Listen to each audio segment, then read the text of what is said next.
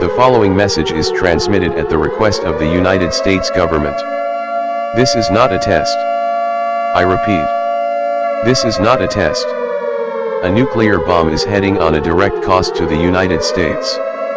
This nuclear bomb is expected to be so big that once it hits, mega tsunamis will form, the earth will reach 1000 degrees, and big wildfires.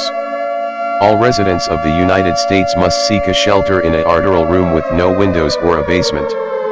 If you don't have an arterial room or a basement, you will face certain death. Gather enough food, water, medical supplies, and a battery-powered radio. Stay tuned for more information on this dangerous situation.